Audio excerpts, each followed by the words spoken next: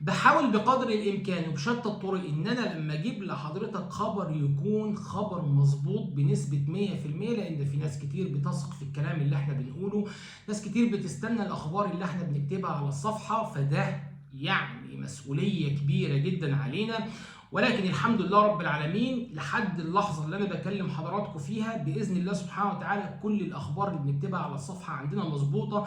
علشان اتكلمنا عن صفقه وسام ابو علي وناس كتير يعني كذبت الموضوع وقالت لي لا الراجل مش هيبقى موجود في النادي الاهلي، الراجل جاي له عروض اوروبيه، ولكن انا كنت مصمم ان الراجل هيبقى موجود في النادي الاهلي. ولكن كل الكلام اللي احنا بنقوله ده ولا يفرق معايا اطلاقا، ولا هقول لحضرتك ان انا انفردت، ولا هقول لحضرتك ان انا جبت التايهه. ولكن انا اللي يهمني في الموضوع ان الراجل ينسجم مع الفريق، الراجل يأدي مع النادي الاهلي، الراجل يكون مؤثر مع النادي الاهلي وفي هجوم النادي الاهلي، وان شاء الله باذن الله يكون موفق. صفقتين عملهم النادي الاهلي عمر كمال عبد الواحد ووسام ابو علي، انا شايف ان الصفقتين دول من العيار التقيل، وان النادي الاهلي يجيب عمر كمال عبد الواحد بصفقه تبادليه يعني تبادل ما بين اللعيبه، دي حاجه محترمه جدا وتحسب لامير توفيق. امير توفيق الراجل اللي مش واخد حقه بصراحه، الراجل اللي احنا دايما بننتقده، الراجل اللي بيعمل مجهود خرافي من ورا الكواليس وانت حضرتك ما تعرفش عنها حاجه، الراجل اللي بيتحمل نقد كبير جدا في كل صفقه بتيجي للنادي الاهلي وممكن ما تكونش موفقه. ولكن الراجل هيعمل ايه؟ الراجل بياخد الضوء الاخضر من المدير الفني، الراجل بيشتغل على الملف، الراجل بيجيب الصفقه اللي عايزها المدير الفني. اما ان اللعيب اللي بيجيب ويأدي في الملعب او يوفق او ما يوفقش دي حاجه مش بتاعت امير توفيق. ولكن الراجل بجد شغال شغل محترم جدا، الراجل بيعمل كل اللي عليه علشان يقدر يجيب مطالب المدير الفني. فمش عايزين يا جماعه نقصى على الراجل، ولا انا نفسي هقول لحضرتك ان انا يعني بجيب لك التايهه ولا اقول ده انفراد بالنسبه لي. ولكن احنا الحمد لله رب العالمين عندنا المصادر اللي احنا بنجيب منها الخبر، عندنا يقين باذن الله سبحانه وتعالى ان احنا الناس اللي بتدينا الاخبار وبتمدنا بالاخبار تكون صحيحه بنسبه 100%. وعايز اقول كلامي لمتابع جميل بجد موجود عندي على الصفحه وهو الاستاذ روماني، الراجل اللي متابع اخبارنا، الراجل اللي بيثق فينا، الراجل اللي دايما بيحطني تحت مسؤوليه كبيره ان انا اجيب له خبر يكون مظبوط بنسبه 100%. النادي الاهلي الصفقتين دول محترمين جدا، ربنا يوفقهم ان شاء الله مع النادي الاهلي. خلاص هنطلع من قصه منتخب مصر ان شاء الله باذن الله، منتخب مصر يقدر يعدي الادوار دي. يعني احبطنا شويه، حسينا ان الموضوع صعب، حسينا ان منتخب مصر مش بيأدي الاداء بشخصيه منتخب مصر، وقلنا الكلام ده في اول الحلقه. ولكن بجد الواحد زعلان جدا، ولكن اليوم ما ينفعش كان يقفل كده الا ان ريال مدريد بيفوز على برشلونه 4-1.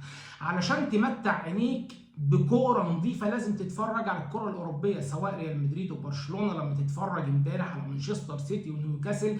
حاجه يا جماعه بجد نفسي اشوف الكلام ده في افريقيا، نفسي اشوف الكرة السريعة، نفسي اشوف القوة في الالتحامات، نفسي اشوف الكرة الجميلة، نفسي اشوف الكرة البسيطة اللي هي توصل اللعيب للجون بمنتهى السهولة. يعني ليه احنا مصعبينها على نفسنا؟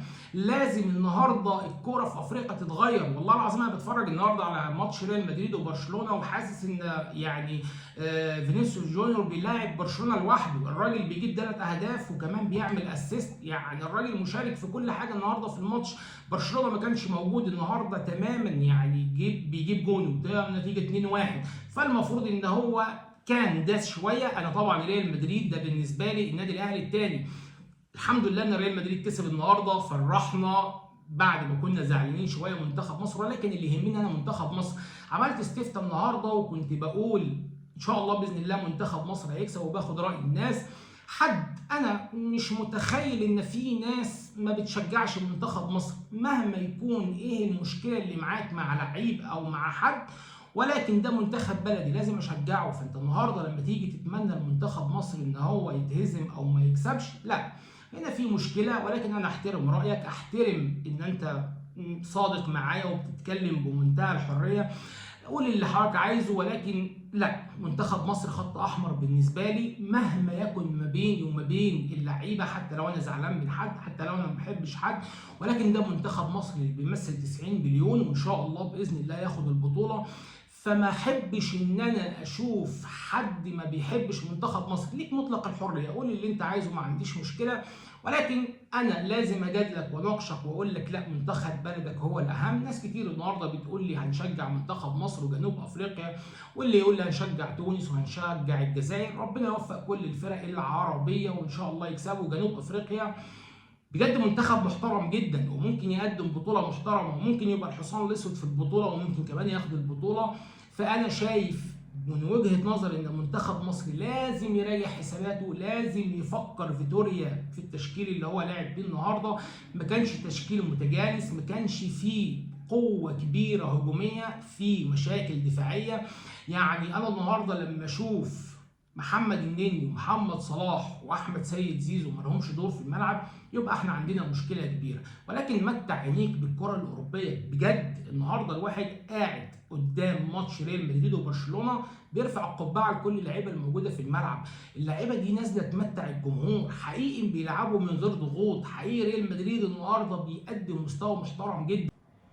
هل النادي الاهلي هيعمل صفقات تانية؟ انا بقول لحضرتك لا، النادي الاهلي مش هيعمل صفقات تانية. النادي الاهلي اكتفى بصفقة عمر كمال عبد الواحد ووسام ابو علي.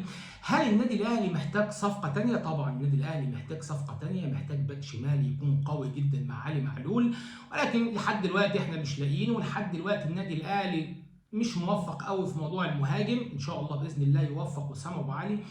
ولكن انا كنت محتاج ان النادي الاهلي يجيب صفقه باك شمال، حتى لو الموضوع هيكلف فلوس كتير جدا. انت النهارده عندك فرصه كبيره ان انت تبيع علي وديانج، عندك فرصه كبيره ان انت تخرج الراجل ويجيب لك مبلغ كويس جدا تقدر تجيب بيه لعيبه، لان النادي الاهلي محتاج حقيقي باك شمال. ولكن ما فيش صفقات تانية للنادي الاهلي، علشان في ناس كتير بتتكلم وتقول لك صفقه مدافع، صفقه مهاجم. لا خلاص، النادي الاهلي اكتفى تماما بالصفقات دي. النادي الاهلي ان شاء الله باذن الله يبقى موفق. عايزين نركز مع منتخب بلدنا، عايزين نركز مع منتخب مصر ان هو يكسب، عايزين نشجع منتخب مصر، عايزين ننتقد انتقاد بناء. شمتوا فينا النهارده الكابتن رضا عبد العال طالع يقول لك فيتوريا ملوش فيها، فيتوريا الراجل مش مدرب.